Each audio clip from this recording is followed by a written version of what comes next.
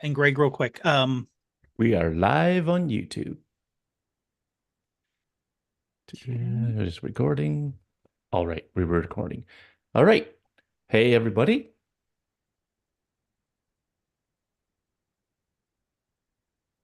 I keep hearing this damn thing in the background.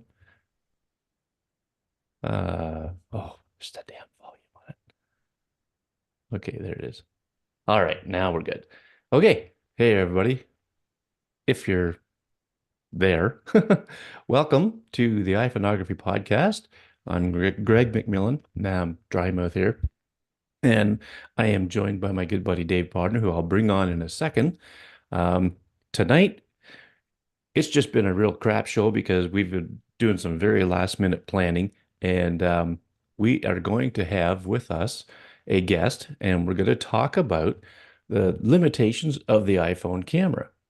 And I just got a message saying that the live stream is private. I don't think it's private, but um, it shouldn't be. Anyway, I don't know. I'm going to bring these guys on and we can get this sorted out. So let me do this. And there we are. So, hey, Dave, how you doing? And we have with us Mr. Shayne Mostyn from Down Under, the legend himself. G'day, mate. uh, this live stuff, I'm telling you. Pretty What funny. really We've all messes got me up. different gallery views, I think, because you've gone, here's Shane, but I'm on the other side on my screen. It was pretty funny. I don't Oh, know how it so went you're for over you. there. Yeah, on mine, I am. Well, this daggum YouTube stuff, I got the video playing in the background that people are actually watching, and it's got a delay on it. And every time I start it, it always starts echoing in my ears things that I've already said 10 seconds ago or whatever. And then I get messed up and I have to try to find where's the volume to shut it down and all this stuff. And oh, I'll get it sorted out. I can't start using OBS soon enough. I think that's the way I'm going to go. Mhm. But anyway, so Dave, you are still muted. I am? Yep. Oh, not well, not now, but you Not were. now. Oh, okay. About to say, because I did I not think. see mute. I Oh did no, not you see mute on weren't. my screen. I was just being You know very what? quiet. I hovered over your picture in the gallery view and it said mute, and I thought you were muted. So I don't know. Ah, It's been a day for me. I'll say, but it's amazing we got this. It's amazing we're doing this right now. It is. It is because I was having power outages today, and internet was out and everything else. And but luckily around I don't know, 5 or 6 o'clock, everything seemed to get leveled out and stay on. So yeah, we are lucky to be able to do this right now. So we are going to talk about the camera limitations of the iPhone. And um, I'll tell you how I come up with this. That was I put something in ChatGPT and I said, "What's a good topic of discussion for iPhone photography on a podcast?" And that was one of the Yeah. things that came up, and I thought, you know what? Yeah, we could talk about that. Um, hey, I'm not going to lie. We got an outline from ChatGPT, and I think it's pretty decent. And there was a few things I took out that, just didn't really make a ton of sense to me, but we will uh, we will go through them, and if I could just find them. I got so many things on my So, screen. Greg, what you sent me, that list, that whole Yeah. list, was that generated by ChatGPT? Yes, except for the things that were like in bold italics. Those are the things that I've added. Wow. Yeah, it's Oh pretty yeah. cool. Oh no, if you either use ChatGPT or the Microsoft Copilot is how they brand it, you Yep. can give it like give me in fact I'm doing a LinkedIn course on small businesses using chat and how to Mhm. prompt. And he's using the Wow. example of okay, let's say you have um a business you want to get started, a bread making business, a bakery. Yep. So, and it's like, well, give me this and I'm this, and what are the limitations and how do I do that? Basically, you're asking it for it to write a business plan, and it comes out with Wow. you give it a decent, you give it a good prompt, not Hmm. pretty. You have to put a little detail into the prompt and a little effort, and it comes out with like pages and pages and pages, and you have to do this, and you Wow. should look at this and look at like it is a tool. It is a tool that you have that is useful, and something as simple as what are the limitations, and you can even say is give me 6 bullet points of and sub bullet points of limitations of the iPhone currently, and it'll boom, boom, boom, boom, boom, boom. And the only Hmm. thing I like a little bit better about the Microsoft Copilot, and this used to be Bing AI before they rebranded it, it will give you links. So if Yep. it's getting information from the from a website, it'll say Oh, okay. this website here, this website, this comes from here, this comes from here, this comes from here. So it'll actually give references for sources. Wow. That's really Yeah. impressive. Oh yeah. But Yeah. like, It's I'm it's looking at this list that you've sent, and I'm like, wow, that's there's no like freaking way I could have thought of yeah. I would have said a person came up with this, or people came up with this list. It's pretty impressive. Yeah. And Yeah, it is pretty good. Cool. Um, so okay, I'm going to apologize for those who are watching live on YouTube. I don't know why it came up as a private video, but we can't get any comments on there. Um, I don't know. Oh. But again, this whole thing, I got to get it all sorted out, but I've been so busy with Hmm. getting my book done, and I might as well give an update on that. So I've sold a few of the digital copies Mm-hmm. on the Apple Bookstore, and that's awesome. I'm very grateful for everybody who bought one. And the print version, I'm waiting to get a copy. And when I do, and I go through it and I make sure it looks good, then I will be able to put a link out there where people can order one. It's just going to be Mm-hmm. printed on demand. And for people that are local to me, I'm probably going to buy, a couple dozen or whatever, and maybe sell them to people around here. But um, as far as the rest of the world goes, I don't know how. I mean, there's the company that does it. They have 5 or 6 places in the world that they actually print it from and ship from. So for Hmm. you, Shane, in Australia, people over there, there's a place in Australia you can order from, type of thing. Um, so that'll make it a little bit easier for people. But Mm-hmm. uh, I'm I'm expecting to receive it probably within, I don't know, 7 to 10 days, hopefully. And once I go through it and have a quick look at it, then I'll put the link out there and hit the New York bestseller list, hopefully. Boom.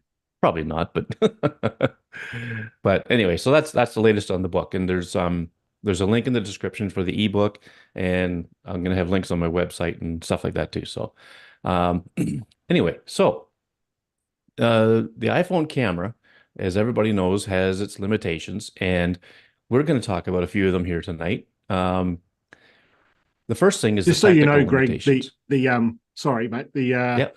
the chat is working. I can see it there. People are commenting Oh, really? on. Yeah, Mm-hmm. yeah. Yeah. Yeah. Okay. Dale even suggested should I do a macro version of the book with text size one? You have to use a macro lens to read it. Yeah, really.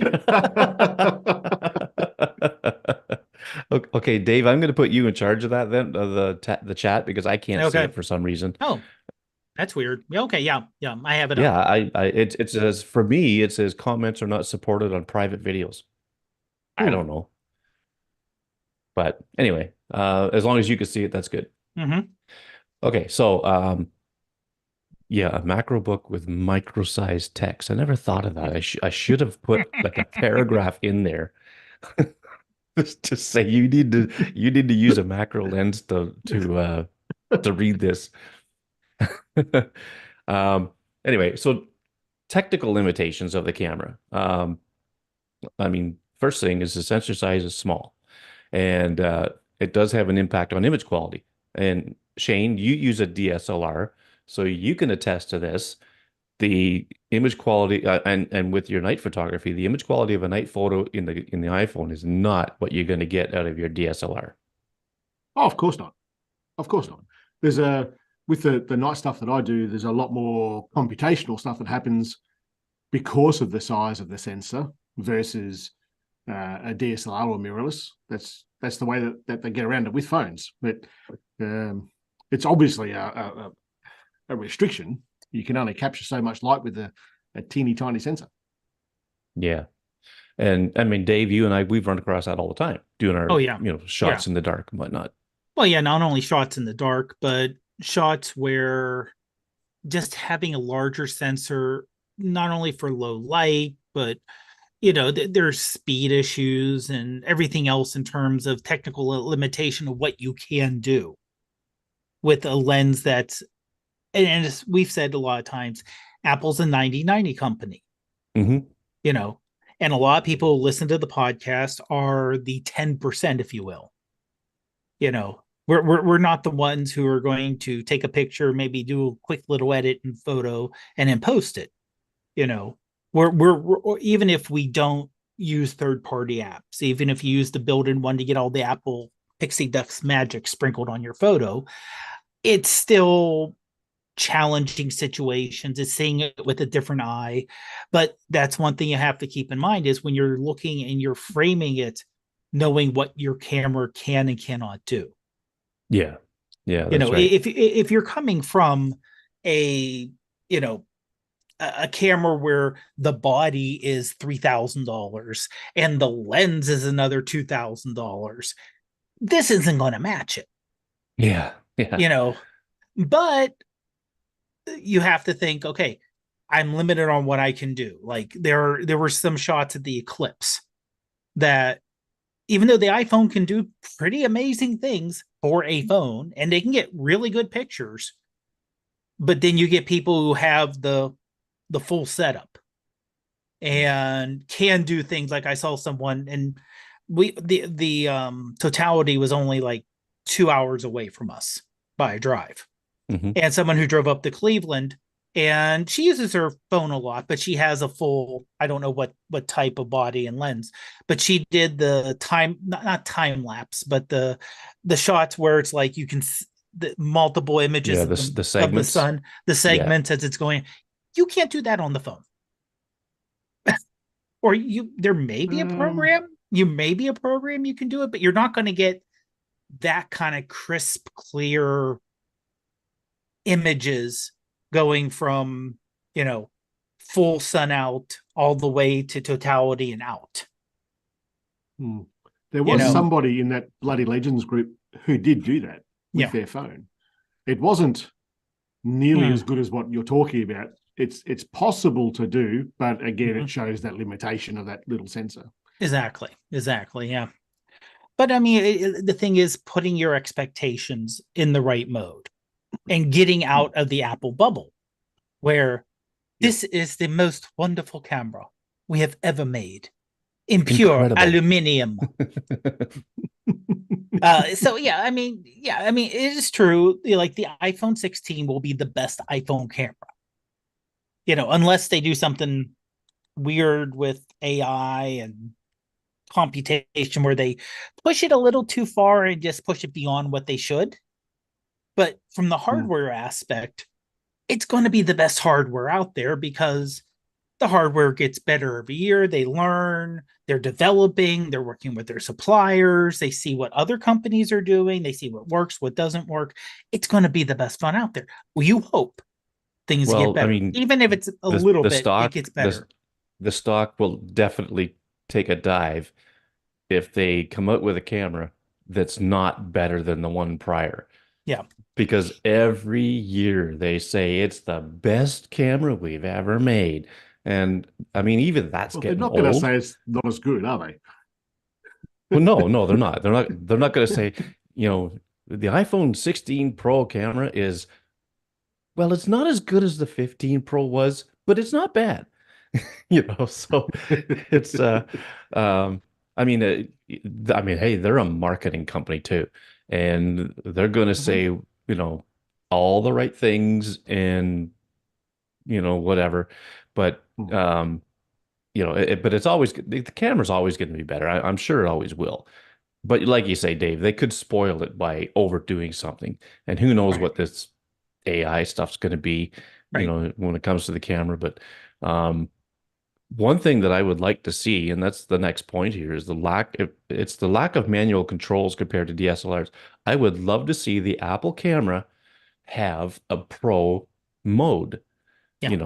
have the ISO setting, have the manual focus, all that stuff. Have some of that stuff built in. I mean, they've been doing it in the Samsung for I don't know how many years. Um, but in typical Apple style, they always wait till 5, 6, 7 years after Samsung does something, then they do something. But Well, I mean, also, and I'll say this, that also they could hide it in settings like they do the promotion video. Because even if Sure. you have the pro phone, unless you go into settings, not inside the camera, but into settings, into camera, click on promotion video, you don't have that option. Same thing with raw and doing raw. You can set that not to, when you hit the button, to not default to raw on the camera itself. So they could make it, do it like they do the calculator. You hold the calculator vertical, it's a simple calculator. You do it horizontal, it's a scientific calculator. yeah, yeah.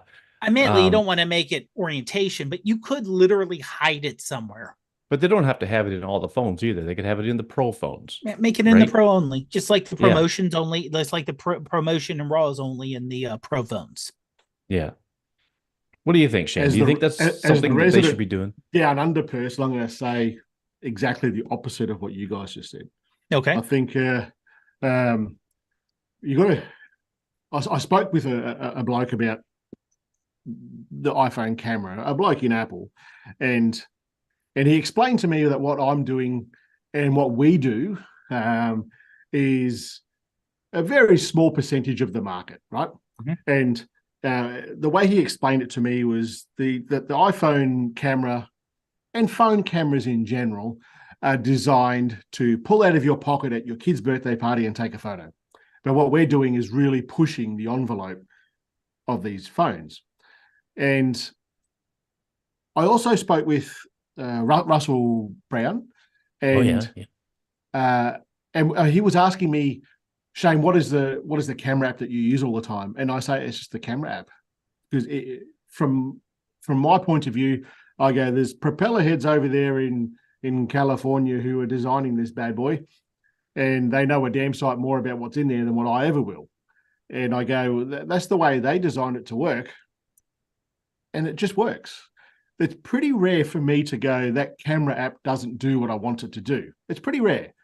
The long exposure stuff and the more manual macro stuff is pretty much it. And for that, that's where all the apps come into play. That's how I think of it anyway. I think we spoke about this on my live stream one time about what camera apps I use the most and what Mhm. you use the most and so forth. And I just go, it's the way it's meant to be done. Do it that way. And that's just how I think of it. Like phone photography for me, it's got to be convenient and it's got to be simple. And if Mhm. it's not those two things, go and get a bloody camera. That's how I think of it. Yeah. And here I am making a living on people trying to push that thing beyond what Well, it's yeah. meant to do. Yeah. But it, Yeah, it's really. I kind of go, even with the Samsung, and I've got them. I've got them. Mhm. It's how often do I use that manual mode to take a regular? I don't. I just use that camera app in auto mode and just take the photo. It's only when I want to do something outside of what that can do I look for another solution. And that's the same way with the iPhone. Now, Scott does mention, and something we kind of mentioned in chat, saying, stop calling it a pro camera and marketing as pro if it's not pro, or open up the APIs fully to devs so they can access to pro controls. And I would say this: like there's a couple of minor, like, I don't want to say minor, but like if you want to do time lapse, it'd be nice to say, to have that little extra tweak, then hit time lapse, boom, go. If there was a way to time lapse, boom, go, if you want to make it simple, but we also have, like I say, a pro mode or something hidden or additional options that you can say, okay, I want it to be a second in between, and I want this to go, you know, that way if it isn't, but you know, I know if Apple boost up their own apps too much, then all people do is complain and say, well, Apple's just destroying the secondary app market Mm, because you know, like, oh, Apple Sherlock this camera company because who's going to buy this camera now because Apple now mm. lets you do it internally. So yeah, if they can make it where the APIs are fully up and, you know, can do a little bit more, because I remember my brain just went on me. Greg, what's the camera you like that the third party apps that you use a lot? Reflex, No. reflex, reheld, Um, Camera Plus. re-expose, no, it's not one of the Let's Rees. go. It's an Let's older go. one. Shall It's we an battle older. royale? It's a little older. It's a little pro older. camera, Oh, Halide you're talking about. Halide. Thank you. halide. Oh, Halide. okay. Halide. Thank you. You know, when Halide wanted to do their own Pro Raw, they had to do their own programming. Mhm. You know, they couldn't just plug it into the Apple thing and then do their, they said, okay, we had to take the raw and make our own. Thank you, Scott. He just put it in chat. You know, they, and then they said, I remember their blog, and their blogs are great for knowing what's going on. They said, and then we had to do our own little special magic to make our own kind of pro raw because Apple Mhm. didn't give us access to it.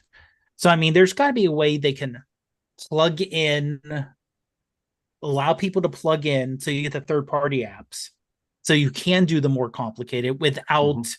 giving away all the Apple magic, which, trust me, I that is the one thing they want to really hold in there, is the all in the internal Apple magic. Mm. And I hate to call it magic because it basically, it is the fact that they can put a chip on the, you know, a specialized chip or a specialized part of the chip just to work on that one little bit of image processing that works with the operating system and the hardware, and they wire it all together and it works so good, versus Samsung, which has to work with the chip part of Samsung, you know, and or Qualcomm, they have to work with Qualcomm and this, and they have to work with this, and they have to somehow, you know, kind of just like why Macs computers sometimes work a lot better than PCs, because you don't have to worry about this working with this, and then working with Microsoft, which has to make a generic operating system. You know, that Mhm. to me is the Apple magic. So, you know, but it still would be nice if they could allow if they're not going to open it up. And especially they pushed that October event where they said this was shot on iPhone, using tens of thousands of dollars worth of equipment, and you can Mm. replace your, you know, your video camera with an iPhone. And well, if you're going to show that, open it up a little bit more, just a little bit. Yeah, yeah, on the photo side of it. Yeah, Um, exactly. but you know, okay, so Can in I ask these you guys? notes, So, yeah. with all that in mind, why do you guys use iPhones? Why don't you use a Samsung phone? Well, for me, the biggest thing is, you know, the privacy and security side of it. Uh, but as far as the camera goes, I just think it renders an image better for my liking, you know, but you know, with that being said, based on what Sorry, we've for just those that been are listening talking, on the podcast only, I just kind of went, uh yeah. huh. But that being said, the like, okay, it's no secret, I use Reflex as my camera most of the time.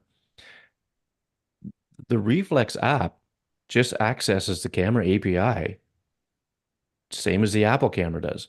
So it's Mhm. basically using the same thing. It's the interface that that I like, Yeah. right? You know, it's got a histogram.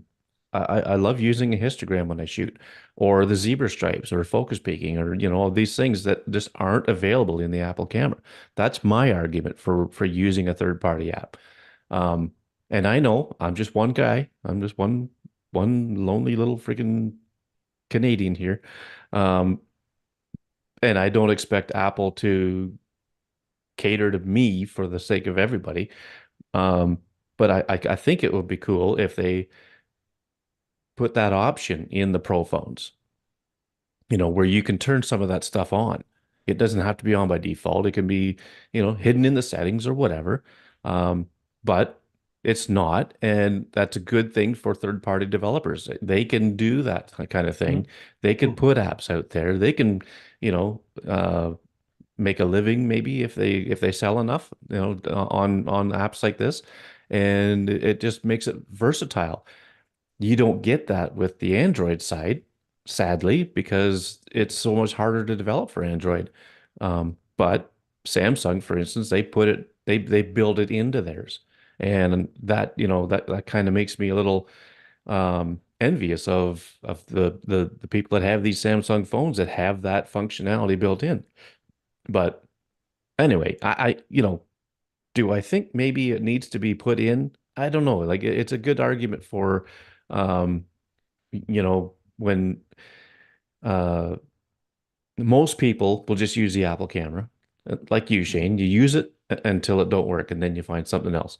And that's probably going to be the case with over 90% of the other people that not use an iPhone.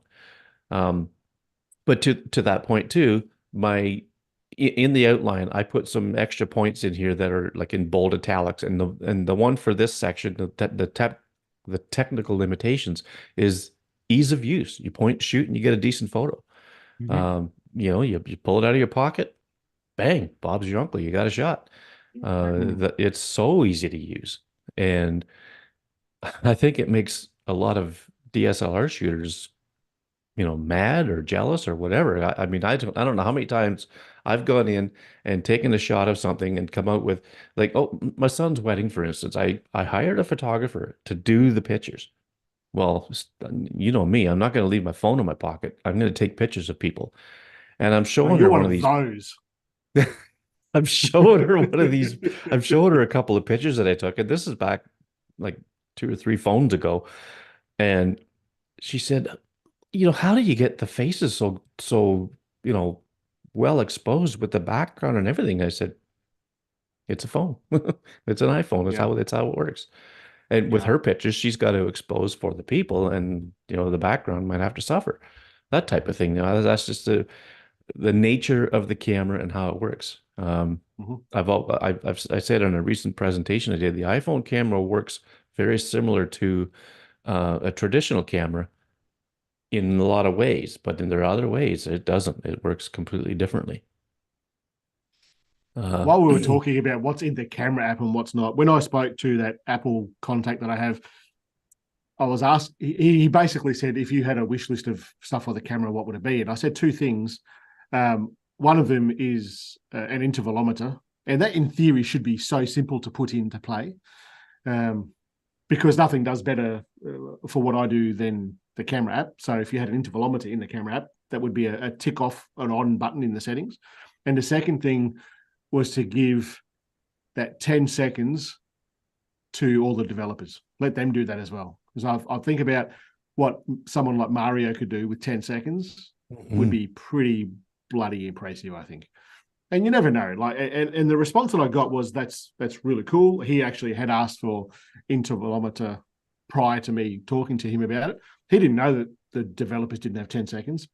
But what he did say was, to put it all into perspective, he is one person in that role in this country. And in every country, there's another one of him asking all his camera team to do this, this, and this, and this, and this. So I guess that everywhere in the world is pulling a different string to that camera development crew. So who knows? Scott Baker says about why do you stick with iPhones? And that was stickers, because he loves stickers, and the blue bubbles. But that's also shooting RAW versus Apple. So I think that's referring to the line gate. The five times zoom as regular RAW. On that though, the more testing that I've done and the more people who have also tested it, I honestly don't think it's an Apple problem. Now I think this is more an Adobe problem. Oh, I And think my so too. contact Yeah, my contact at Adobe come back and went, "Oh, it's not our problem. I've escalated it to Apple." So we fixed that Yeah, with the they're iPhone going like 16 Pro this. Max. Yeah, Mm-hmm. he said it. He said it. Yeah, yeah. That's No, yeah. I agree. I think it's an Adobe issue. Hmm. Because I think one of you guys said that Snapseed is using the same. Um, what was it? The same Unpacks. raw rendering thing Yeah, that type of Adobe the type of uses. deal. Yeah. Oh, yeah. So who knows? I don't think we're going And to get it fixed, to be honest. yeah. Um, well, so moving on to another limitation is composition challenges. We're working with a fixed lens, fixed focal length. Um, and I mean, the next point, I might as well just say right now too, adjusting to the limitation of digital zoom. Well, don't use digital zoom. It's not it's not good. The Hmm. quality just goes for a dump. And you know, Apple does a great job utilizing multiple cameras to get a great image out of all this stuff. And I mean, it's hard to explain how the camera works. I mean, I can explain it, but that's another show. Um, but you don't want to use digital zoom. The best thing to do is use one of the fixed focal lengths and zoom with your feet, period. That's all there is to that. Um, uh, Well, now, Greg, I will agree with you. However, sometimes you need to.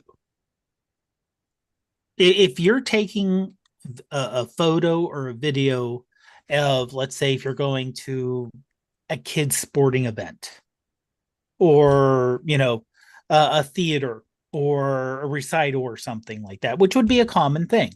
You're in the audience, you're going to take a picture of someone playing an instrument, or some, or at a play or something. You can't get closer sometimes, and mhm. sometimes you need to go beyond 5x, which Yeah, yeah. kind of, but it kind of crazy that Samsung decided to get, they went to 5x max now on this last one, right? Mhm. Yeah, they did. So they got rid of their 10x, which was, in my mind, their main zoom point was, like, oh, Apple only goes to, at the time, 3, we go all the way to 10. And something we've all mentioned, we don't mention, and moon pictures with a 10, with the ultra 100x zoom. We're like, eh, I don't want to get into that, but they can't even say, it's like, so maybe 5x, you can't, for the size of what you have. The more try to periscope and deflect the light beams, there's only Mhm. so much you can compensate for that. Hmm.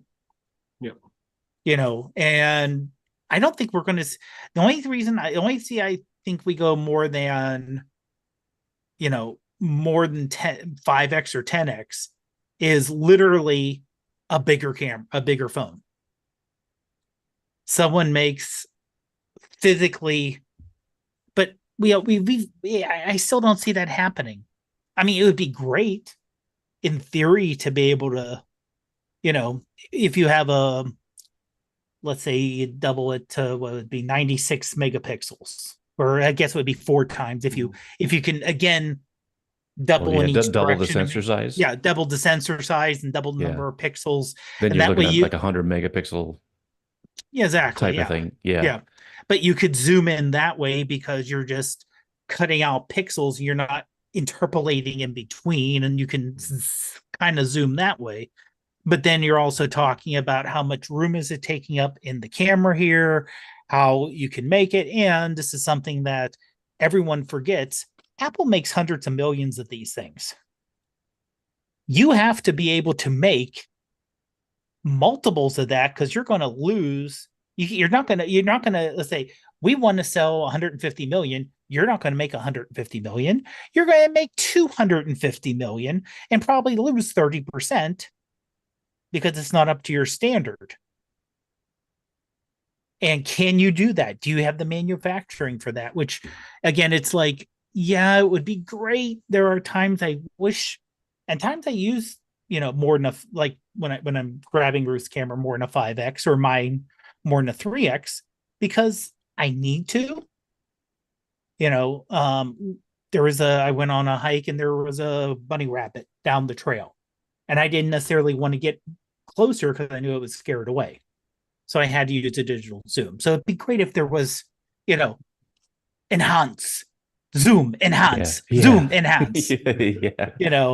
But it's like I said, it's a physical limitation. It's physics. You can't do certain things, unfortunately. What I got from Yeah. that is that you have a very different relationship with bunny rabbits than what farmers here in Australia do.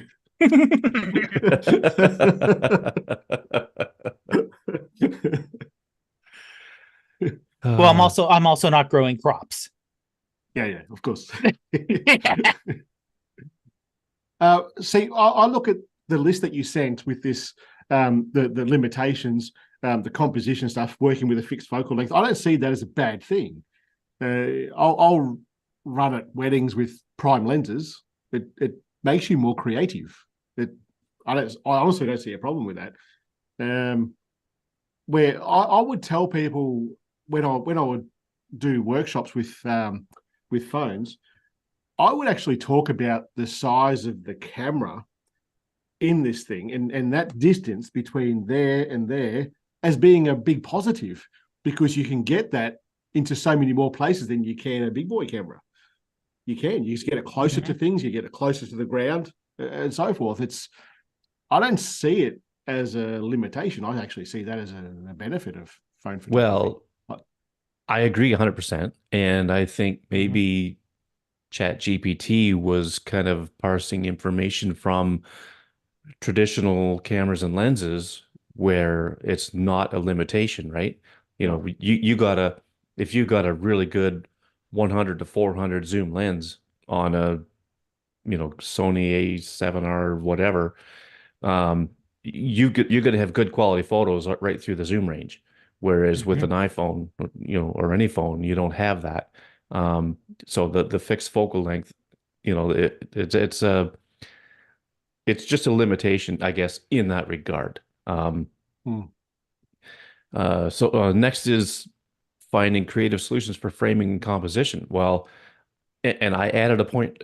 It came to my head right as soon as I read that you can set the aspect, and Dave, you do this all the time, set the aspect ratio right within the camera to either square or 16:9 to give you a little more room to play with a composition to get at what you want, right? Yeah. Yeah, exactly. And also when it's about finding creative solutions for framing and composition, something to go off with Shayne, we can actually take this thing, kind of put it, like say if you want to take pictures of flowers or plants on the ground, just hold it upside down because it's smart enough to fix the photo. So you don't have to worry about flipping it, and put it literally on the ground and get really, really close. And if you have a watch or a remote, you can actually just set it up, get it stable, walk away so you're not shaking it, even though it does a real good job with, with handheld shakiness, and then take your picture then, which there's no way you can do that. I don't want to say no way. It's very hard to do that, a lot more inconvenient if you have something that's larger, smaller, like I said, a lot of this is knowing your limitations. And there's aggravations involved. There's aggravations involved with everything. Nothing is perfect. But knowing I still can't get Angry Birds on my Sony. Yeah, exactly. There we go. To put that, just to go on a bit with what you just said there, Dave. Yeah. I shoot any. That's how I hold my phone. Yeah, that's how I always hold it, just one-handed, and there's the shutter. Every vertical photo I take it upside down. Every single one. Just so that my mind is already in that space and I can get this closer to the ground when I need to. Even if I'm standing there just taking a photo of like Sarah on her horse or something, I will never go. I just don't. It's always like that. Always. And I get so many people when I'm doing it publicly, they go, "You're holding it upside down." Yeah, but it's called a smartphone, not a dumbass phone. It knows that it's upside down. Yeah. So it points it the right way up. I just want to say g'day to Will Newcomb. He's actually Hey, in chat, Will. Yep. and And it's like, later in the day. He always comments on our live stream a few hours afterwards. So he's probably sitting there going, "Why don't you do it this time, Shayne?" Yeah, really. Yeah, because he's in China. And Yeah, that's right. you know, I mean that's kind of in between you and I think, as far as the time goes. Probably closer, a little Yep. closer to you maybe, Yeah, I think so. but Yeah. yeah, the joys of a global broadcast. spanning the world. Yeah. Yeah. Um, well, the next point is something that I'm sure is an irritant to just about every iPhone photographer, and that's it's under a section called environmental factors, and it's dealing with the green lens flare. And that's See, just when part you of said phones. environmental and iPhone, I thought, here we bloody go. There's another launch going on. Oh, no, no, no. That's just what it called it. I don't know. I probably should have changed it. But I mean, so I guess when you say an environmental factor, it's you're dealing with the sun shining into the lens, right? It's part of the Mhm. environment you're in. And that green lens flare, a lot of times it's a bit of an annoyance, but there are times when it's kind of cool, if it's just the right kind of flare, that solid green dot, um, it can be a real hindrance.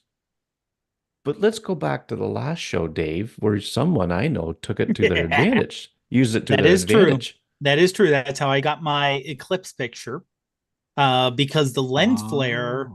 the lens flare, because taking a photo, because I took a photo without any filters or anything on the camera, but the lens flare, for whatever reason, I imagine because it is a reflection of a reflection, and that was enough to take down. You actually saw the contour of the eclipse, Hmm. so So you the could sun actually was see out the of the eclipse. frame, Mm-hmm. right?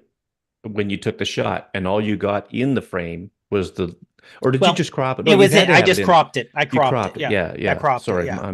my brain. No, no. Yeah, when I took the picture, it was in there, but when I cropped it so the sun was out of it.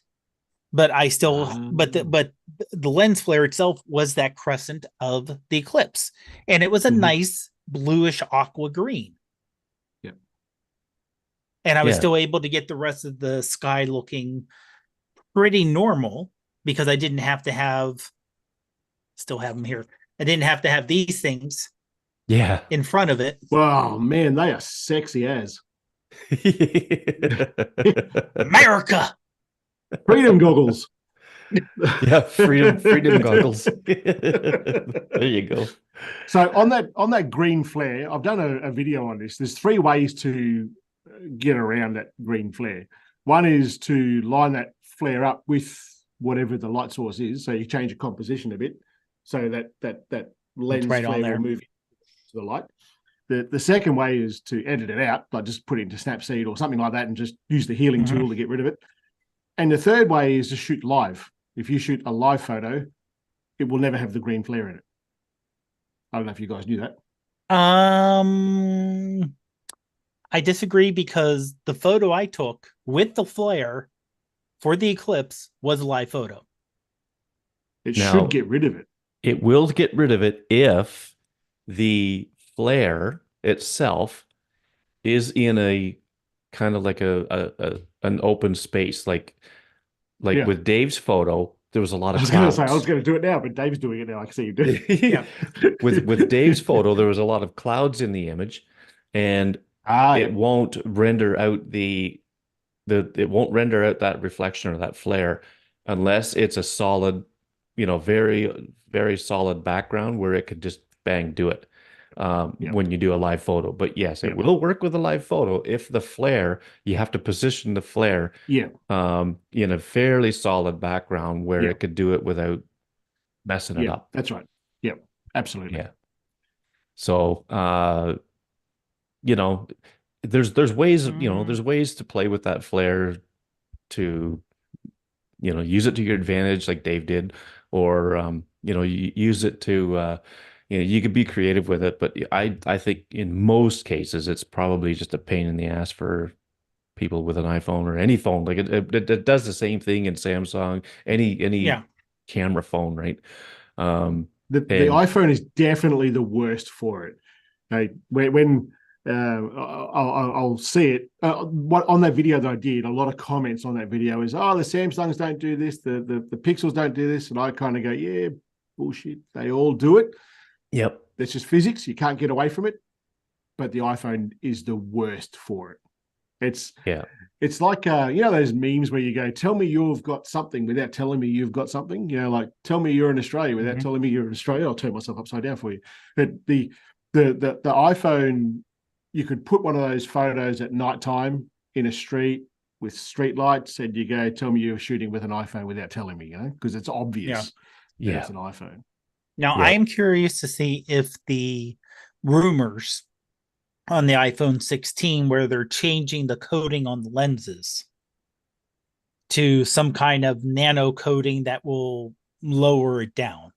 Well, they did that with The the flare. 15s, Yeah. with the 15 Pro, and Yeah. it is a little better than the 14 was, Is but it it's two still times there. better? 2 times better. It's incredible. But Incredible. so I mean, when it comes to the I've 16, who knows? I mean, Yeah, is it I've gone gonna through it lots of different filters. I think every filter you could possibly get, I've tried it to get rid of it, and none of them do it. I've tried light filters, sepia. I've so many, and it just yeah. doesn't. It's Yep. there. It's It's there. nothing. It's there and it's a Yeah. pain. The next point is managing exposure in high contrast situations. And I might as well add the next one too. It says adapting to changing lighting conditions on the go. Well, I think ChatGPT is a little off on that because I don't think the iPhone has that much trouble adapting to lighting changes and No. high contrast lighting with the smart Mm. HDR that's built in. Um, I'd love to be able to shut that off, but you can't, not anymore. Not anymore. Um, but I mean, you could take a photo with an iPhone, and I mean, any phone really, because they're all getting really good. And you could have a foreground with a sky, and you can have a pretty decent exposure for both. Whereas with a traditional camera, you have to expose for the foreground, take another shot, expose for the sky, do some layering, masking, all that stuff in order to get the same result. The phone just does it. It just does it Mm. Yeah. that much better, And, I think. well, and also with the panoramic, if you're taking a panorama now, it does a really good job. If you Yeah, have it really a does. bright area over here, darker here, it'll adjust on the fly. Yeah. Where Yep. before you could tell, if you with an older phone, you could say, oh yeah, it was dark there, it's light there, it's just, but now it's stitching and it's doing all the Yeah. computational stuff per se. Hmm. Mm. There's not enough And talk about that. I totally agree with you, Dave. It's Yeah. on the older iPhones, it was shite. Like you could see, it was all blown out here, and it was just black Mm-hmm. out here. But now you're right. And they don't talk about it. It's one of these things that when they launch the camera, they just go, "It's 2 times better. It's incredible," and all the rest of it. yeah. They don't go to that depth of this was what Mm-hmm. this does now, and it does it so much better than it ever has before. Yeah, yeah. It, yeah, the same with the night stuff. The night stuff on the 15, it's so much better, but they don't talk about it. They don't. I don't know. I don't get it. I don't get it. But to answer this point here with the overexposing, the high contrasting areas, a lot of the weddings that I shoot are farm weddings, so that's all outdoors. Hmm. It's usually in the spring, no cloud cover, and I'm shooting in bright, harsh sun, and you can't get around it. And the amount of and what happens here is the amount of photos from all photographers here. You've got to expose for the subject. It's as simple as that, and there's no way around that. But the background is almost always blown out, and it's just the way that we do it here. As long as the subject is exposed properly, it doesn't matter. But with phones, you don't get that. You get exactly what you're talking about. You get the exposed subject, and you get exposed background. I think it's just kind of cool. Well, it's because it's processed on a pixel by pixel basis, right? I mean, it Yeah. takes it takes a multiple photos. I think it's up to like 14 or something now, and uses different parts of different exposures and all that stuff and puts Mhm. them together. And I mean, they're all taken so quick. It's mind blowing how it all works. Hmm. But it uses the highlights from this one, the shadows from this one. If there's a person in it, it recognizes that, and it'll use it'll expose for the person and all this stuff, and it masks and all. It just does all this stuff, um, basically in an instant, Mhm. and that's how you get this. The tr traditional cameras just don't do that. They take one shot, Mhm. bang, that's it. Um, the most processing done in a big boy camera is in a JPEG. It's a Mhm. processed image. But if you shoot a raw image, then bang, you got the raw data that you have to work with later. Yep. But it just does it, and it does it well. Hmm. Um, I thought Smart HDR was pretty cool when it first came out. I mean, I used to like shooting an HDR the way you're supposed to shoot them, and I thought uh, the camera in Lightroom Mobile was probably the best at it Hmm. because, well, actually, no, it gave you an HDR. It took three shots, I think, put them together, Yep. and then gave you the That's right. image. Yeah, Mhm. Yep. and I always thought it did the best.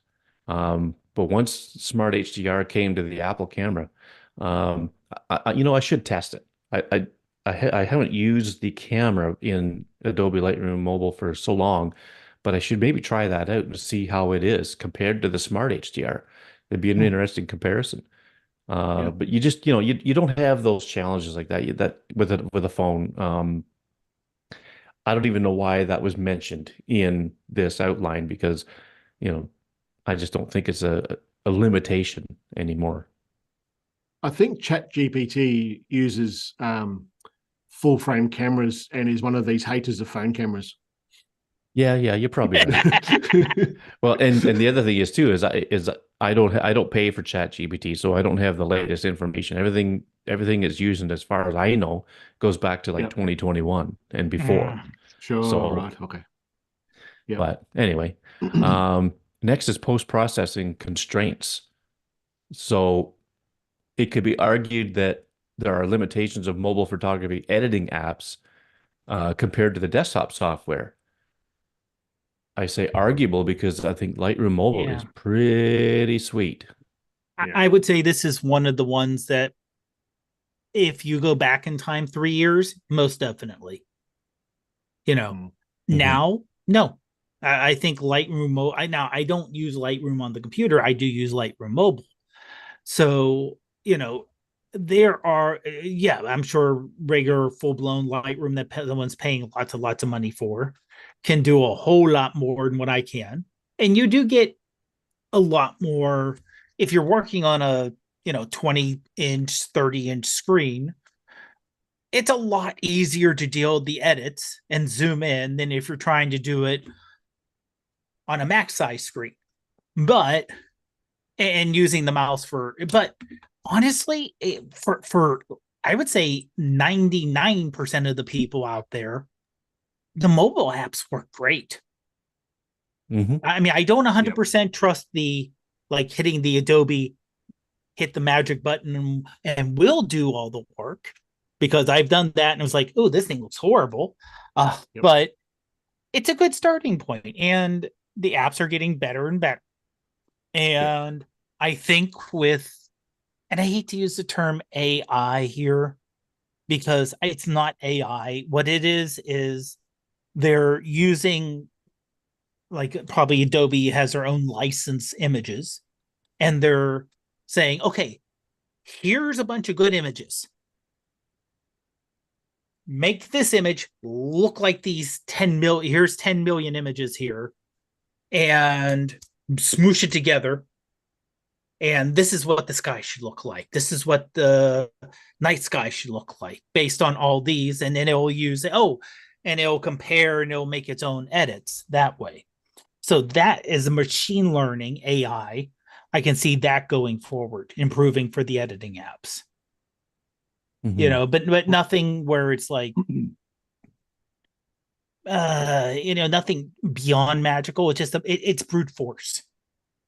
It's Yeah. literally looking at millions of images, and similar to the outline here, it was able to say, okay, here's an idea, and it's large language model. Boom. Let's see what we got here. Yeah. Well, I'm Shayne, not sure you are about the editing only. with sorry, mate. Go on. I was just going to say, you're the only one out of the three of us that has Lightroom on the desktop. And so you've edited some iPhone shots in Mhm. Lightroom on the desktop. And how do you find it? I mean, obviously you can find it works very well. Oh, I And think and both and of them let, work let's really let's well. let's let's take it further and compare it to working on the phone. Other than the screen size, I mean, you Yeah. know, the meat and potatoes of the app itself, of the processing and the algorithms that it uses and all that stuff, pretty comparable, right? Absolutely. There are some tools that are in the desktop that aren't on the mobile, but that's okay. You need to be able to see them. Like Yeah. some of the color grading tools that are on the desktop is a lot better to use on the desktop. But you can't really do it on the mobile because the screen's only so small. But I think they're both incredible 2 times. But I think uh, as far as mobile editing goes, I don't think anything beats Adobe Lightroom. I I can't think of anything that gets close. So you guys might have history with Darkroom. I don't really. I know some guys use that fairly regularly, but I'm very happy with it. And Mhm. it's not because of my relationship with them or anything. I've used it for long before I started a YouTube channel, and Hmm. I always will. I think it's a great app. Yeah. Yeah, What you uh, oh, go ahead. what you were talking a second ago about, Dave, with the AI in editing. See, I don't really have too much of an issue with AI helping with the photo, like the HDR stuff, but I do have issue with AI editing. Like what the Pixel does, I don't. I've not even used it. I just know it can do it. I Mhm. kind of think get it right in the camera. I've always said to people, you can't polish a turd, but you can put glitter on it. Yeah. And last night I had some bloody legends out in the bush taking some photos, and at the end of the photos we did some star trail stuff. And like, okay, Shayne, how do I edit this? And I'm like, what do you want to do? I can tell you how I would edit it, but it doesn't matter what I think, and it shouldn't matter what a computer thinks. It should matter Mhm. what you think, because it's your image. And I think the more AI that comes into photography on phones, the more my photo is just going to look like yours, Dave, and yours, Greg. Is that, yeah? We're all going to look the same. And And that is one problem with using these large language models for text. And that's yeah, actually an easy way to check to see if something was written by a mm-hmm. large language model, because everyone's using the same base information. Yeah, yeah, Now, if you're yeah. looking for a quick edit, if let's say you're just doing the equivalent of snapshots, you know, Mm-hmm. birthday photos, you see a nice thing, just something that you want to do just to, oh, I just want to tweak it a little bit. That would be great. In that Yeah, case, you're not looking for artistic individuality. You're just looking for, I want to clean up the shot I already have. yeah, You know, the equivalent of, oh, I took a shot, but let me just use the dehaze, the clarity, maybe a little bit boosted. But okay, that's fine. It looks good. Just giving it a little to give it that little extra. But yeah, for harder edits, or artistic edits, AI AI can give you ideas. You yeah, know, yeah. you can put in there. You literally could you can upload on some things the photo and say, edit this to look at like this, and Mm-hmm. it will edit the picture you have, and it'll make adjustments and jumble it up, and it'll get the letters wrong and give people six fingers.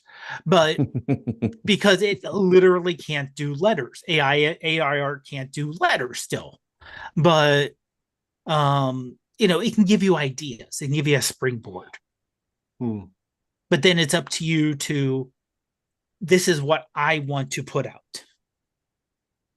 Yeah. Yeah, And editing can be as simple or as difficult as you want to make it. Yeah. You're right. I used to use Darkroom a lot. I have it. I subscribe to it. It's very good. Uh, the masking in Lightroom is noticeably better. I will say that. Uh, and you know what? We had Brian Matiash on here not too long ago, and um, he's been using his iPhone a little more, as well as with his DSLR, whatever. But he put a video out on masking and a little trick that Adobe didn't even know about. And it's a masking trick that it works really good for masking out the sky, say. And if you just apply the mask, you get bleeding into the image. If you pixel peep, you'll see some bleeding into the image. But he's figured out a way to um, flip it on its head, I guess you could say, for lack of better words, so that when the masking is all done, it's perfect or darn close to Hmm. perfect, depending on how busy the image is. Um, and you save it as a preset. So I've got it in my Lightroom Mobile. I've got it saved as a preset where, I mean, if I want to mask out the sky, I hit this preset or whatever, and bang, it just does it so well. And doesn't matter what the picture is. It works however you want, but it's so cool. And that Mm. is on the phone. I mean, you could do it on the desktop, Mm. and he showed it on the desktop, but it works on the phone too. And that is a really powerful thing Mm. that Adobe that's available in a mobile app. I don't think there's another mobile editor out there that can do that. I haven't tried the same thing with Darkroom. I don't even know if you could do it with Darkroom, depending on how the masking works on there and the tools available within that Hmm. subset of features or whatever. But it's uh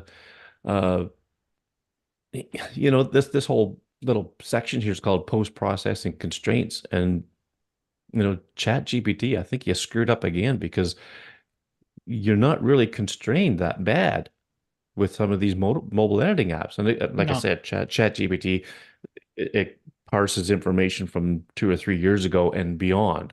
It's not Mhm. up to date, at least because I don't pay for it. But When you um, first sent the list through, I only looked at the titles of all of them. yeah, And what I was really surprised about this with this post processing is that there's nothing in there about print sizing, which when I talk to people about phone photography versus every other sort of photography, and I talk about the main drawbacks with phone photography, one is low light, and two is printing, and printing's not even there. I wouldn't have yeah, Well, thought printing would to be be there.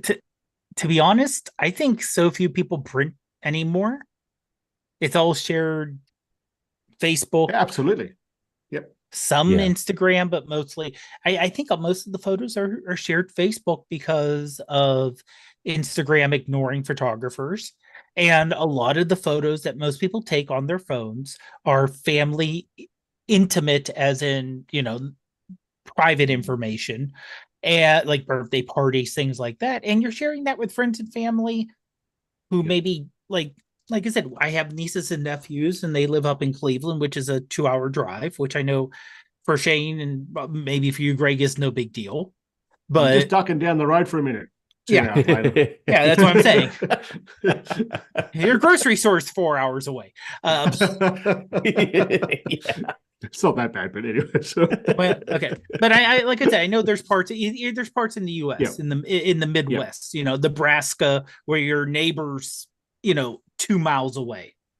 yeah. Literally, there's not another human being from 2 miles in any direction. But it's a decent trek to go up and see them. So we keep up with them via Facebook or Instagram, where you're Yeah. like, oh, the kids had soccer practice today, and you see, it's like, but we're having a cold snap, and we can see it that way. So the fact you can't print an 8 by 10 image or larger doesn't really Mm. matter. It yeah. really Uh, doesn't matter as much. But I don't think it's a limitation too much anymore No, with no, these I don't with think these it's no. Oh phones. no, I no, mean, the because you can 48 go high. megapixel You sensor can go just high completely shattered quality. that whole Yeah. thing. hmm. But you could take a 12 megapixel image and make a 24 by 30 out of it easily, and Yeah, it yeah, looks yeah, yeah. great. Yeah. I'm talking Um, about some of the artwork that I've done with Canon and Sony, and it would be, what are they? 60-inch, like they're very, very large prints. You just couldn't do that with a phone and get up close to it and have a look at it and still pixel peep at this thing. You just couldn't do it. So to me, that was a detraction from phones. I agree with you though. It's not so much an issue now, especially with things like the Samsung stuff shooting at 200 megapixels. I don't know if you remember, I had a big poster on the wall behind me here, and that was an A0 size poster. That was a huge print, and you could pixel peep that thing and it was fine, but they had to be perfect conditions to shoot that. And the same with the 48 megapixel stuff. It has to be a perfect exposure to be able to do that. I can't do it with Astro stuff, for example. You can't shoot 48 megapixel with Astro stuff, right? Just to do all the binning and stuff. So but the largest print I've got over here is an A3 size of Astro from a phone, and I couldn't go any larger than that. You just can't. Whereas with a big boy camera, you definitely can. So I guess different strokes, different blokes. It's that's right. Yeah. You know, to finish off on the post-processing stuff, I put a positive on there, editing suite right on the device for quick and easy editing. The Photos app has some really good editing tools. Dave and I did a whole show on it one time. And I basically developed my style, I guess you could say, through the Photos editing app, or the editing in Photos. I just liked the way the heck's that part called? There's a part of it that's let's see, brilliance, the brilliance slider.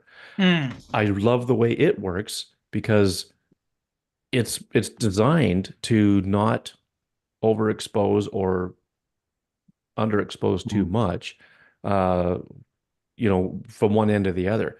You know, it's designed to keep everything without clipping. Doesn't always work, I guess, but depending on the image. But it really helps get a certain look. And then, you know, there's all the other things. And then I quite often will put just a very slight vignette on my images. And because I just like the way, you know, it kind of darkens down the outside a bit and draws your attention to the subject a little more. I don't use it all the time, but quite often I will. And if you were to go through, excuse me, if you were to go through my Instagram feed, especially from, say, 2 years ago, that's when I was really heavily into that style of image, and probably still am. I guess I just don't realize it. But you know, that's how I developed my style. It was through that simple, easy, quick Photos app, Photos editing, and it's you know, to me, that's not a limitation. So again, ChatGPT, smarten up. So whilst I'm out camping and stuff, I'll take photos whilst I'm out there, and I will often have no reception where I am, no computer where I am, and while I'm sitting at the fire, I'll sit there with my phone and edit images. That's a big plus, I think. Yeah. So Scott Baker was saying here about the printing with the upscaling programs, no problem. I get that. And it goes back to what I originally said about mobile phone photography. It's in your pocket and it's got to be easy. Like that doing the upscaling stuff is not a simple process for, you know, Jack and Jill at their kid's birthday party to pull out and start doing that. It's an option for us, but we're the minority. Just to answer that point. Yeah, that's true. Is there anything else in the chat we've missed? There was something that Dale said earlier about he actually. How good is Dale Lotherington really? Like when you start talking about little problems that you might experience, he's like, you know, have you ever listened to Joe Rogan's podcast? And he's got Jeremy, and he'll start talking about stuff, and then Jamie will go ahead and start researching stuff while they're doing the podcast. Dale Lotherington is our Jamie, because he's gone off and tested that 5 times issue with Adobe Lightroom's camera using the Mhm. HDR, and the line's there straight out of the camera.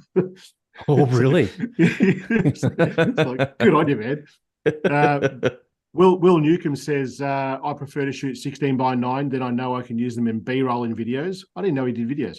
And then can reformat to 4:3. But shooting the 4:3 images often don't crop well to 16:9. Totally get that, because I get through the same issue with my thumbnails for YouTube. I'll take the photos, then go, oh shit, I'm going to lose half of this. Well, not half of it, but I'm going to lose some of this when I crop Mhm. it down. So now when I shoot my thumbnail, when I remember to do it on site, I'll actually shoot it 16:9. But 16:9 actually is just a cropped version. I don't know if you guys have seen this. That when you choose that, Mhm. if you're in 4:3, then you go 16:9, it like zooms in. So you're actually Yeah. losing, like it zooms it anyway. It's, Yeah, well, Yeah. I don't know. you don't lose it though, because if you shoot on the iPhone by 16:9 and you go into crop and freeform, you can stretch out the 4:3. You can stretch it out to four Oh, by really? three. Yeah. Okay, I didn't know that. So it's not gone. Gone. It's not gone. Mm-hmm. Gone. But Mm-hmm. it just shows you the 16:9 crop Yeah, of the right. 4:3 image. But when you go in there, you can say, "Oh, boom." It basically Okay. kind of feel it, but it does feel like you're zooming out when you Yeah, go yeah, away from yeah. the 16:9. But yeah, because I, Yep. I for a while there, I had 16:9 as my default. And there were times like, Mm-hmm. I didn't, I went edit, and I went like, oh, it's still there. So I can Yeah. Cool. Yeah. Yeah. work on it that way. I didn't realize that either. Yeah. Hmm. Um, so I think we'll make this next one the last one, and that's connectivity and storage issues. Um, managing space for large photo galleries. Like my, so okay, I had I don't know how many years worth of images in my last uh photos library. When I got my 15 Pro Max, I started a new one. Mm. But I had 100 and some gigabytes worth of photos and videos in that library. Now, I pay for extra storage with the with iCloud. I got the 2 terabyte plan, but I share it with my family.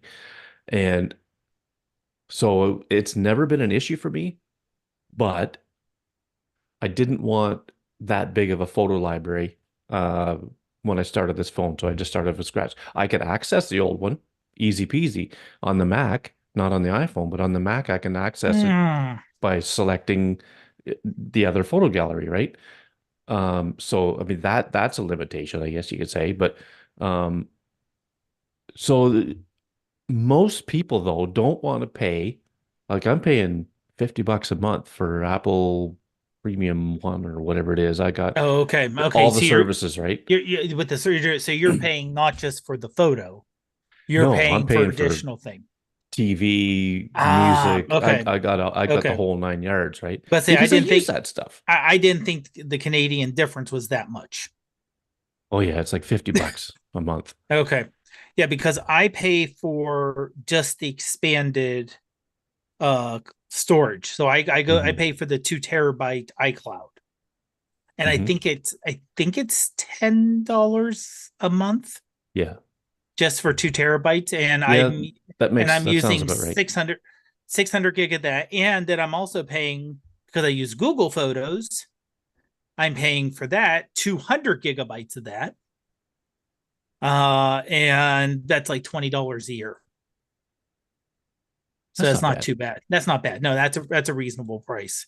Yeah. Um, Mainly because I use Google Photos because the search is better and another backup. Yeah. Yeah. But I've gotten this question from a lot of people over the years about how to get their photos off their phone onto their computer. And 90% more, probably more than 90% of the time, it's a Windows computer. I know I haven't used a Windows computer for years, but I know it used to be that you plug your phone in, it shows up as a drive. You can access that drive, see all the photos, and you used to be able to just drag and drop into a folder on your Windows computer. Is it that way now? I have no idea. I do know that you can still get iTunes on Windows, and that's how you do a Mm. backup or all that stuff. But it, there's it's getting to the point now where the iPhone might not play nice with other platforms. So, um, Shayne, has anybody talked to you about any of that stuff? Like, has anybody approached you about that sort of thing? No, not specifically that, but I don't. Um, no, no, no. To answer your question, no, no one's never asked me about that, and I haven't touched a Windows machine for. Since your Oh, IT days? I'm gonna say for probably 12 years, Yeah, same here. and I'm so much happier for it. I don't have to sit here waiting for freaking updates to happen every time I want to like check my email. And you guys are talking about backups and backups and backups and backups, and I'm very old school in this way. I have virtually nothing on iCloud. I have, you know what my backups are for photography? They're sitting out in a cabinet out there in a book because we print them Mm. every probably twice a year.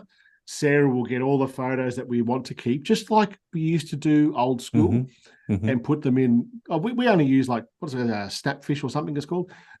We just use that, and we don't go out and buy the old school photo albums and print the individual photos and put them in like you used to do back in the day. But I kind of go when it's a backup thing. You know, when you were growing up and people would say, when your house burns down, what's the first thing you grab? Well, it's your photo albums. Yep. And I'm still that way in my headspace about how I back up my photos. If you have people around to your house, or you have your kid come around or whatever, and they say, "Oh, do you remember when we did this?" I'll say, "I've got a photo of that. Hold on, I'll go and grab the book." I don't have to go to the Mm. iCloud and go through searching through all my photos to find that photo. I've got it there in a book. And I don't know. I find that we live in an age where we rely so heavily on that internet connection that when that internet connection is not there, and that happens a lot. Before I got Starlink, that happened a lot here. I'd go and pull out a book and show you what I did in 2018, what I did on that holiday that we took, because it's all in a book. I like that. I Yeah. don't pay for Do you anything print one a extra. year, or how do you break it down? So two a year. Two a Yeah, year? Oh yeah. she'll do a two a year. And depending on how busy we are, she might say, "Shit, I haven't done this for 18 months," and she'll do 3 books. You know. Oh yeah. But Yeah. we've got a stack of books out there of the years gone by, of the printing, and it's like we've spoken about how many photos you take, and I'll bring this back to a little bit to weddings. All right. So when I shoot weddings, and I'm talking to the couple about before I even shoot the wedding, well, just while we're talking about whether you're going to use me as your photographer or not. And I'll tell people, I'm going to take about 400 photos. You're going to get roughly 400 photos of your day. And you're going to look at those 400 photos 3 times. You're going to look at them when I give them to you. You're going to look at them when your mum and dad come around because they might have paid for it. And you're going to look at those photos again in probably 5 years' time going, why am I still with this asshole? And you're going to look at these photos. But outside of that, you're going to look at maybe a dozen photos of all those photos. You're going to look at maybe a dozen of those photos regularly. And that's what I refer to as the champion photos, because you've printed them out, you've hung them on the wall, and you see them when you walk past them every day. Or you might have one on your desk at work. You might have one in your wallet if you're old school, things like that. But that's it. You're not going to look at those 388 other photos. You're just not. Because how many times do you want to look at some stranger doing your makeup? You're not going to look at it. You're just not. Yeah. And you're going to have like a bridal party photo of all the groomsmen, and then all the groomsmen and the bridal part, all the bridesmaids, and you're going to have one photo with them with their flowers, one photo with them without. Are you going to put both of those and put them on the wall? You're not. You're just not. So when you talk about photos from your phone over the years, and you go on a holiday and you take 120 photos on that holiday, are you really going to look at those 120 photos? Honestly, hand on heart, are you honestly going to look at them? Yeah. You're going Really. to pick out the champion photos from that holiday, the things that really trigger that emotional memory, and then you'd put them into the book. That's how we deal with it. Uh, Yeah. I don't know. I I think personally don't unfortunately a see lot of people don't the need for it. take that time to go Yeah. through and make that selection type of thing, right? Uh, Yep. you know, But it's when I choose when your iCloud backup gets corrupted or gets hacked or whatever the situation is, I've got books out there with my photos in them. yeah, but I have a Backblaze backup too. You get my point, Uh, though, yeah. but yeah, oh Like yeah, we, for sure. Yeah, yep, absolutely. yep. Yeah. And that's, you know what? It's got me thinking. Great retirement project whenever that time comes. Next month. Oh, I wish. Oh Well, gosh, what do I Dale said wish. here is also a point that I generally bring up around printing your photos. I think I've even done videos about print your photos because you learn a little bit about photography and you Mm. start taking lots of photos, and then you learn about editing and you get that little bit better. And there's nothing, and then you go, well, hold on, I've got Instagram now, and I'm going to put my photos on Instagram. And you go, oh look, I've got 27 likes for that photo. I'm a photographer. But when you print it and hang it on your wall, and then you walk past that photo that you took, that 2 o'clock in the morning photo of the galactic core rising above this old school railway bridge or something, every time you walk past that, there's an emotional attachment to that. So it makes you just that little bit better, I think, as a photographer. What Dale is saying here, Yeah. print more photos, it feels great, and appreciate your art daily. And it's important. Like Yeah. through my house, I've got photos all through our house of all photos that I've taken over the years. There's only 2 photos in this whole house that I didn't take. One of them's of before I really got into photography, and it's just a really cool piece of artwork piece. And the other's actually yours, Greg. It sits down there on the wall that you sent to me when Hmm. you sent me the Blue Jays hat. Everything Yeah. else in here is photos that I've taken. And when I walk past them, I go, yeah, that's a cool photo. That's a cool photo. That's a cool photo. Yeah. Yeah. It's definitely worth Yeah. doing. Oh yeah. And Dale's house, I mean, he kind of showed us Yeah. what he has there, and it's like an art Yep. gallery. Yeah. He goes Absolutely. bigger, he goes home. Yeah. So when we talk about like all the stuff that we talk about here, we talked about the 90% of the people, 90% of the time. And generally speaking, and I'm very general, we are the 10%. Yeah. Well, because we're pushing it just that much further. So as we are that 10%, whether you think we're below the 90% or above the 90%, print your bloody photos, because like we're sitting here going, we're photographers, we're better than the 90, if you like, because we're pushing it that much further. Print your Yeah. photos out and put them on the wall. They don't need to be the 60-inch things that I'm talking about. Just print them in the size that you're comfortable with for your house. Like you said, Dale's stuff through his house and the photos that he has shown us of his place, it's amazing. And if you Yeah. like, you got photos behind you there, Greg, and Yep. some of those are going to be from phones. I put money on it. I don't know if they are. We haven't discussed that, but All but one. Well, wait, actually, there's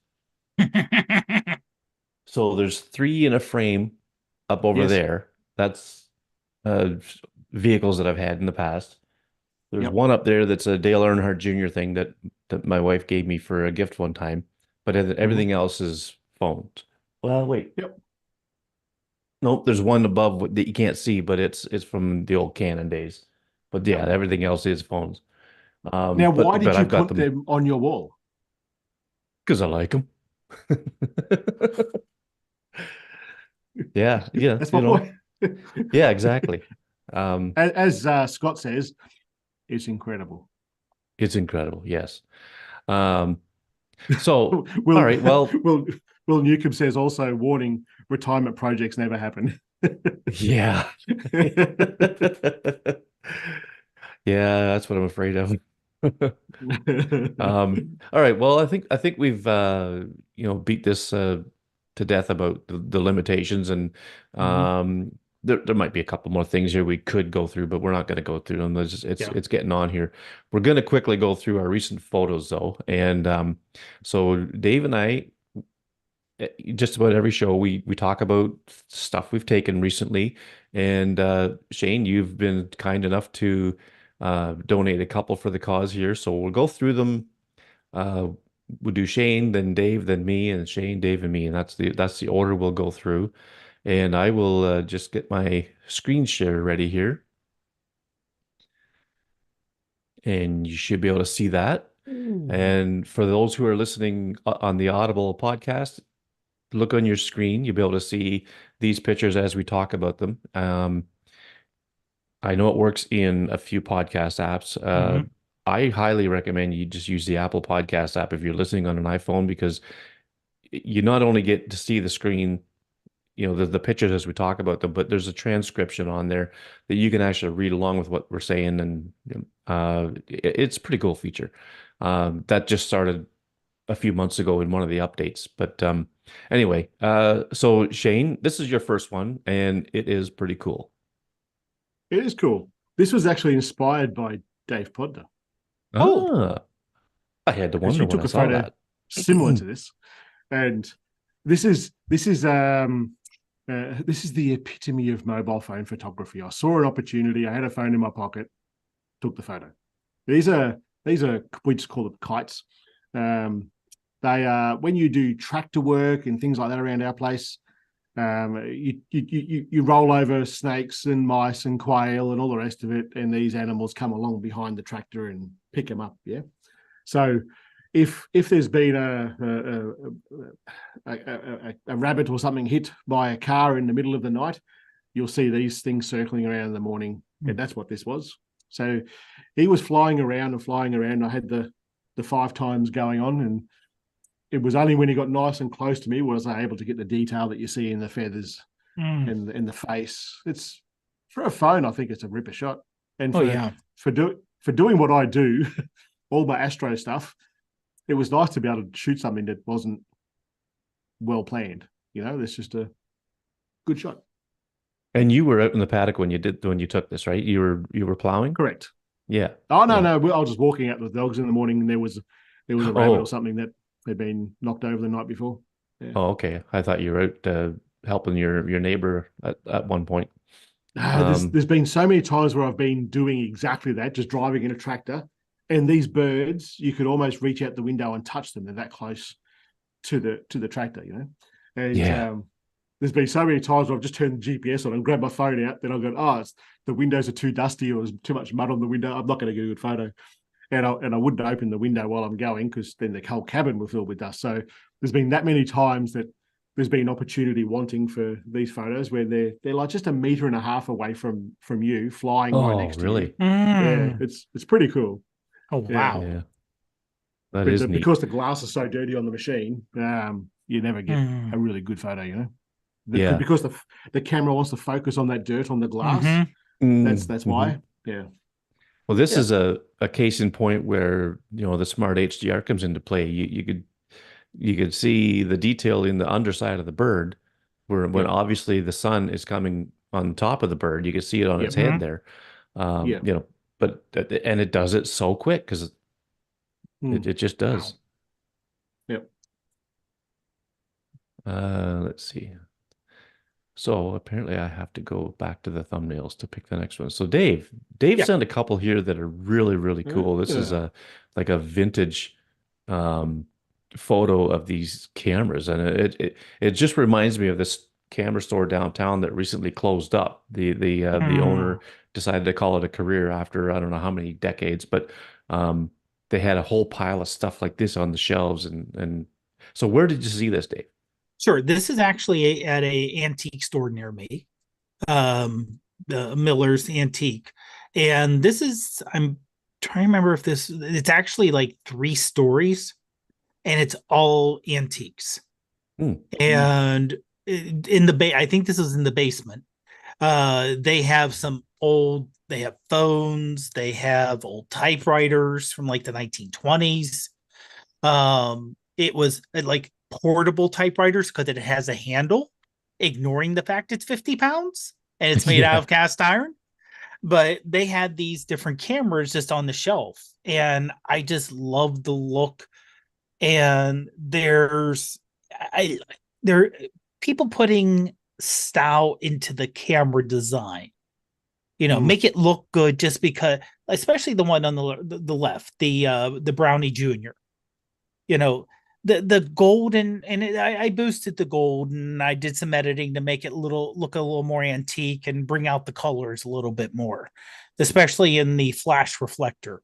Hmm. It wasn't really that rainbow iridescent look, but these things just have a wonderful look to them. Again, like the brownie one on the left that has that golden, you don't need to have that art deco design on it. It really, No, Mm, functionally doesn't add anything, but it just makes it look so cool. mm, And that's why I like a lot. Like I said, you can see the other photos here, and some of the like, okay, you can see, yeah, there's the different uh, textures that are probably added to grip and everything else. I just love the look, and like the one in the middle with the different, you have the metal, but then you also have the black part with the texture on it. And I just love the look of this, and they were all just kind of laying there in a row, which it just looks so neat. yeah, yeah, compared to modern cameras, like the modern cameras are all very utilitarian. They're all just that if something's on there, it's there for a purpose, and that's it. There's a few Yeah. cameras I think now around that you can buy like a different version of them that they just look a bit prettier, but they don't look like this. Like No, this, no. someone made a really conscious effort to put that pattern on the front of that brownie. And that's just cool. I think it's Mm-hmm. very cool. yeah. And I like the Kodak right next to the flash thing there. It has some settings on it: hazy sun, Mm-hmm. bright sun or snow or sand even. Uh, like that again, that's a conscious decision. Mm-hmm. That Mm, looks to me like it's an aperture setting because it goes from 8 to 11 to 16.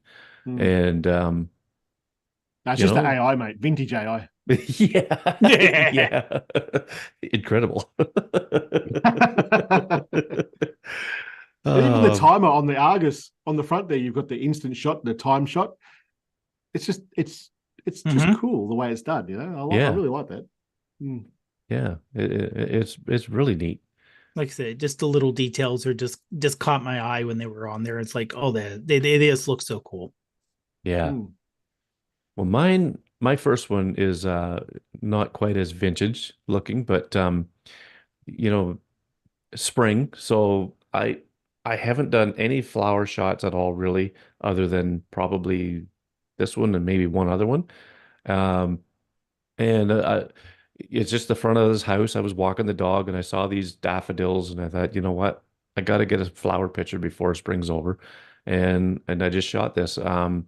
It wasn't originally, I didn't shoot it square, but I cropped it down because on the right there was part of the brickwork that kind of went up and it looked weird. So I cropped that part off and I think I might have used the 2x focal length for this one. But it was a dull gray day.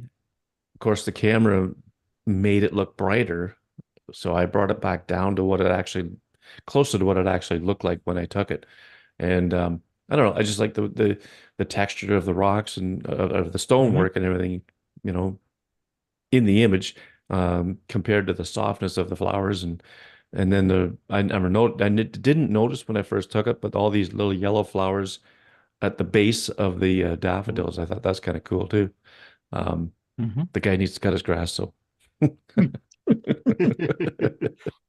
So this which is isn't kind your of place. funny. Which is kind of funny because he goes around and cuts people's lawns in the neighborhood. Oh, That has a different meaning here, I think, to what it might have with you But cutting the grass? cutting your neighbor's grass. Oh, oh yeah. Yeah. Well, who knows what he does? Well, you just said there's a bloke in the neighborhood who goes around cutting everyone's grass. I'm like, that's not cool. Let's say he does lawn care for Okay. people in the neighborhood. I don't think it's a way to say it now without That's thinking right. that. there are ways that you think about that can make anything sound like it's inappropriate. Correct. Yes. Yeah. Yeah. Just come on my podcast. I'll tell you about Yeah. my camera last week. So Shayne, you got a fireside shot. Yeah.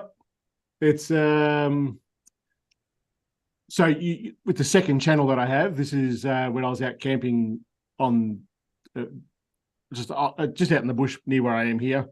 And this is exactly what I was talking about with sitting around a campfire editing a photo. So the intent with this photo is just only for Instagram to like put some wording above it, above the fire. And the more I looked at it, so I've edited this in Lightroom and then I edited it in RNI film to give it that vintage sort of look. And while I'm looking at it on the phone, like it looks like that smoke has a pattern, but that's not actually not smoke. It's just a tree in the background. That I wondered. like smoke. Oh, okay. Yeah, so I see it. Yeah, I see it now. I was looking at it going, why is the smoke doing this? And I couldn't get my head around what It was almost going looks like on. it's crystallizing. Yeah. And it wasn't until the next morning when I hadn't had a few beers that I went, oh, that's actually the tree, idiot. But what I really like about this, though, is the dynamic range of this image. So I've got a fire really bright in the foreground. It's picked up the ground and the shadow behind it. And there's even stars in the photo. And this is a handheld night mode photo. That's that's just cool. I think that's really hard to achieve with the big boy camera to get all that in one photo. It's just cool. I like it. Now it's relaxing. What app did you say you used for the editing to give it a film look? RNI film. Okay. Yep. Yeah. I use that for on some of the with all the different things that we do as businesses here in our house. One of them with the beard products that we make. I have a look to all of the social media images there, and I get that look with RNI film. So I'll have a preset in RNI film, and I'll just whack that onto every photo that I take of those products. It just gives it the same uniform look across that social platform. Yeah, cool. Okay, so I'm thinking this is probably because of the bright fire. It was probably just a 3-second night shot. Yeah. Yeah. So, okay, before we go any further, I want to jump back about an hour and a half just for a brief moment here. Shayne, you said when developers, if they could just access that 10 seconds. Yes. So what you're referring to is the fact that the shutter will work for 10 seconds on the new iPhones, right? Correct. Yes. Yeah. Okay, because I remember when you were talking about that, people might be wondering, what does he mean by 10 seconds? It used to be that the shutter on an iPhone would only stay active for 1 second, but then they moved it up to 3 seconds with the 12 Pro Max, and then with the 14, I think I don't know about the 13, but with the 14, I know started, yeah. Pardon? 14 is where the 10 seconds started. Yeah. Okay. Yeah. So the shutter will remain active for 10 seconds now. And so a 30-second night mode shot is 3 frames of 10 seconds each. And then they put it together, blah, blah, blah. So I just wanted to kind of get that out there in case people were wondering what that 10 seconds meant. And this shot reminded me that, oh yeah, I meant to ask that. But yeah, that's cool. That's really cool. And I really like the look. It looks like it's an old photograph, you know, with RNI. Yep. RNI is a really good app, and I don't use it enough, to be honest with you. Dave, another vintage shot here. So this is when you were talking about going around and just editing on the fly. Both the other shot and this shot, I took them on the same day when we were just walking around the vintage store, and I was editing while I was walking around. So this was all done on the phone as I'm walking around. Combination of Lightroom Mobile, Snapseed. I don't think I did. I think those are the 2 I use with the different options, and I may even done a little work in Photomator Pro. So I may use like 3 or 4 different apps So this is vintage wind up clocks, and I just like the way they all kind of lined up there, and it felt like it's something that should be black and white. So just because of the age of the clocks and kind of the clutter behind it and the other things around it, and using Snapseed and some of their additional filters and tools they have to kind of give it that faded look with that looks like it's an old photo that's been that has water damage on it, and a little you can tell it's like black and white, but it's a little faded to a shade, so it's not like stark black and white. So I just wanted to give that old time feel to it there. Yeah, yeah, that's pretty cool. I have to ask, did you wind them all up, set the alarms, and then walk away? I did not. No, I did not do that. No. Uh, I'm trying to pull something up on my phone here real quick there. There is a show that we watched a while ago on Netflix or something like that called Deadwood. I don't know if you've heard of it. Mm-hmm. Yeah, this looks like at the beginning of that show, I think maybe on the first season they had like just like slide images sort of thing of old school things. That's exactly what this looks like.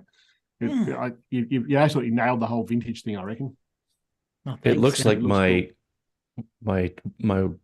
your timers, my clock widget. No, this is my clock widget. Oh, okay. I've got well, actually, I just added the widget now to show that, but to bring the screen down. It looks like my clock widget because I have I'll have like my time zone.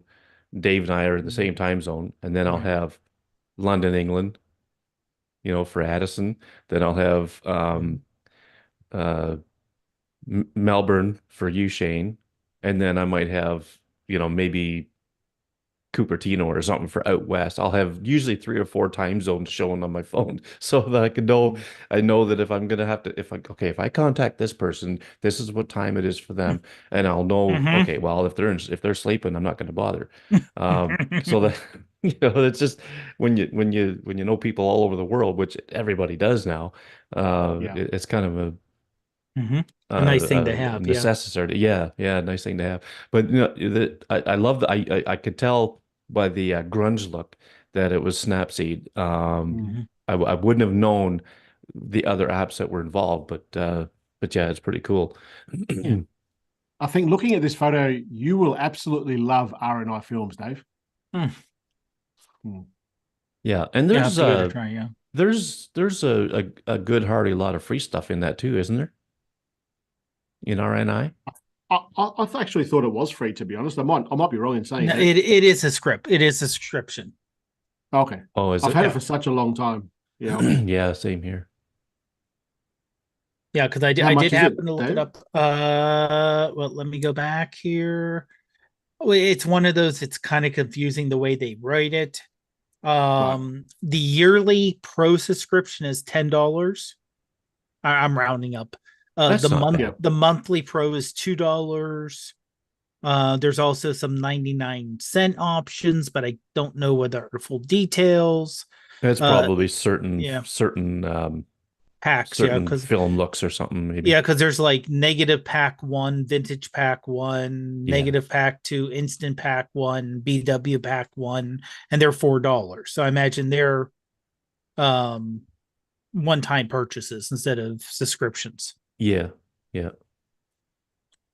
Yeah, and then they have another free RNI Arrow, which is an infrared, but there's the additional other things on top of that. What I've got here, so I'll get it anyway. If you have a look at the bottom of that screen, you can see that some of them are pro and some of them are not. So I didn't pay for this. I don't have it on a subscription at all. I was just thinking, I didn't think I paid for this thing. But you've got, I don't know, there's maybe a dozen in each one, like there's vintage, negative, slide, instant, and there's probably a dozen filters within each of those. There's definitely pro things there that you can pay for, but even from within each one of those, you can still adjust all the regular things that you adjust in any other editing app, all your exposure, your shadows, and so forth. Yeah. Yeah. Okay, so we'll just get to our last one here, which is my second one, and it's my twuck. That's a nice butt. Yeah. I took this because I put these new taillights in it. These are not the stock taillights. But the reason I'm putting this on the show is to illustrate that when you take a picture of a vehicle, I'm in this Facebook group with these Toyota Tacomas, and just about everybody that puts a picture of their Tacoma in there, they're using their, main camera on their phone, which gives a wide angle shot. And of course, they want to stand up close to it, and it just completely distorts the image. Like it distorts the way the truck looks. So this was taken after work one morning. I got off at 7 o'clock in the morning and I was on my way home. And I pulled into this place here and I would have loved to rip through that field with this thing, but it's not my field. Um, but I went all the way across the road and used the 5X to take it so that it looks actually proportionally correct. I think it just makes for a better image of a vehicle.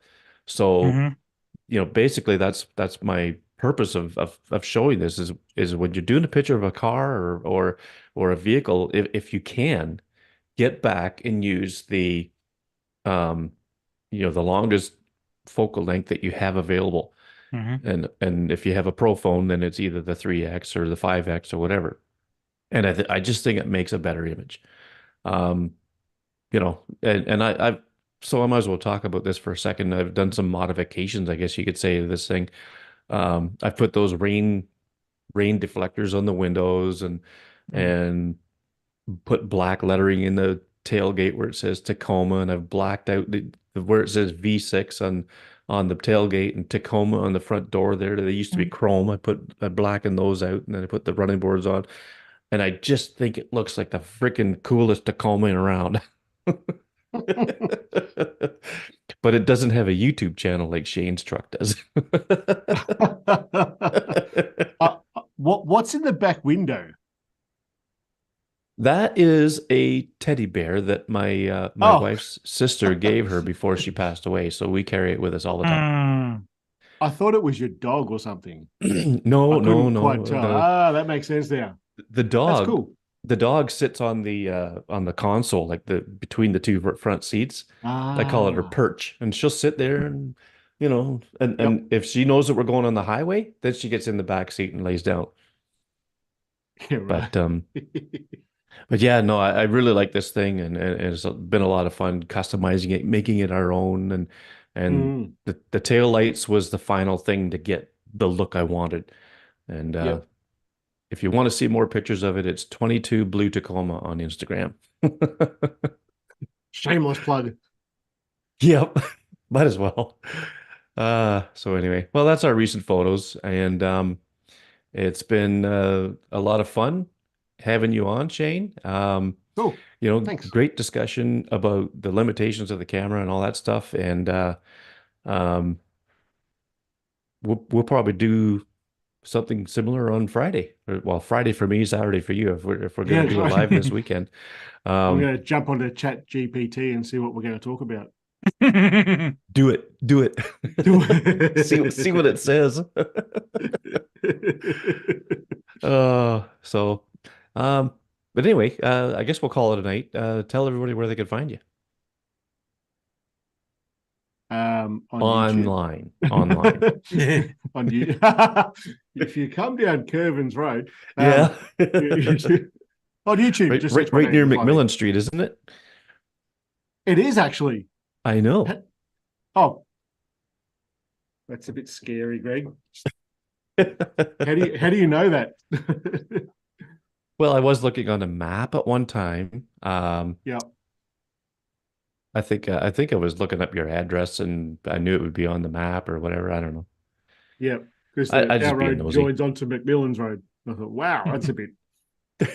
How did you know that? Stalkerish, very stalkerish. But yeah, you can find me on on YouTube and well everything really, or just Shayne Mostyn, you'll find me. Yeah, I'm not there's that been hard a to link find. to the channel in our show notes for a Yes, there dog's has. age. Thank you. So yeah, Yes. Thanks and for having me on, guys. I've really enjoyed it. well, yeah, I'm glad. And Yeah. this was literally planned at like half an hour before we started. So, Mm. thanks for coming on short notice and Mhm. adding great value to the conversation. No one ever says that about me. How about you, Dave? Tell us where they Uh, can find you. Sure, you can find me pretty much on all social media as Prof Pod, and as long as it's still up and running, and the U.S. government hasn't shut it down yet, I'm on TikTok at Prof Pod PGH. Yeah, who knows what's going to happen there? But you can find me at, and here comes my Canadian accent, about.me/Macmillan. I should literally get them to change that to a boot. Boot in the boot. Anyway, that's where all the links are. If you go to my website, macmillan.photos, there's a web page called Book, and you can find the link to the ebook there. And pretty soon there'll be the link to uh, the paper or the printed version. And I can't wait to get that out there. Really excited about it. It's been 4 years in the making, so I hope people can learn stuff from it. I see Scott Baker did a focus stacked image, Mm. and hopefully I didn't lead him too far astray with the way I wrote about that. But it's nice to see, if people can learn one thing from that book, I'm happy, and that's all I care about. But I'm already thinking about my next one. Won't take 4 years to do though. It's going to Hopefully. be inverted photos. Yeah, yeah, yeah. It's just going to be one picture of the phone upside down, close to the ground. That's the book. Anyway, thanks, guys. Really appreciate it. And thanks to all those who joined us on YouTube. And thanks for listening in the audio version after the fact. Hope you enjoyed it. And we'll see you all in the next one. Have a great one, Cheers, everyone. guys. Alrighty. I better end the